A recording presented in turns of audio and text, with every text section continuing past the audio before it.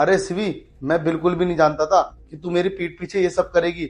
अरे मैं बाहर क्या रहता हूँ, तू मेरे पीठ पीछे ये गुल खिला रही है और मुझे मारने का प्लान तक कर लिया। नीला ड्रम और सीमेंट के कट्टे। एक काम कर शिवी, मेरे घर से ना निकल जा। और हाँ, सबने मुझे मना भी करा था कि तुझसे शादी ना करूं, तू बहुत बेकार है, लेकिन फिर भी मैंने तुझसे प्यार करके तुझसे शादी करी। और तू मुझे ये सिला दे रही है मेरी शादी करने का, मुझे तुझसे प्यार करने का। सिवी, वो लोग होते होंगे पागल जो अपनी बीवी के बारे में सब कुछ जान के भी चुप रहते हैं, पर मैं वैसा नहीं हूँ। मुझे पता लग गया तुम मुझे मारना चाहती हो और मैं औरों की तरह चुप तो नहीं रह सकता।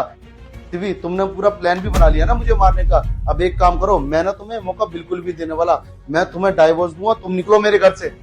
अरे रोहन, मैं मानती हूँ कि आजकल समाज में बहुत उल्टी सीधी चीजें चल रही है, पर मेरी गलती है कि मैंने नीला ड्रम और सीमेंट के कट्टे मंगवा लिए। अरे ऊपर देखो ना, छत चटक गई है, उसी को ठीक कराने के लिए मंगवाया था मैंने तो। क्या तुम सच कह रही हो सिवी?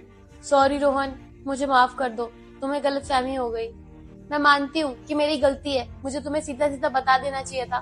लेकिन एक बात बोलूं, एक स्त्री के चक्कर में सारी स्त्रियों पे लांछन लगाना गलत बात होती है। अगर कोई एक लड़की गलत निकल गई तो इसका मतलब ये नहीं है कि दुनिया की सारी लड़कियां गलत है। पर एक औरत ने अपने पति को मार दिया तो इसका मतलब ये थोड़ी है कि दुनिया की सारी औरतें यही करने लग जाएंगी। अरे सबके घरों में लड़ाइयां होती है, थोड़ी बहुत नोकझोंक तो चलती रहती है ना पति पत्नी के बीच में। इसका मतलब ये नहीं हो जाता कि कोई किसी को मारने चल देता है। अरे सिवी, वो क्या है ना, मैं दिन भर न्यूज देखता रहता हूँ, तुम्हें तो पता ही है, और ऑफिस में भी दिन भर न्यूज चलती रहती है।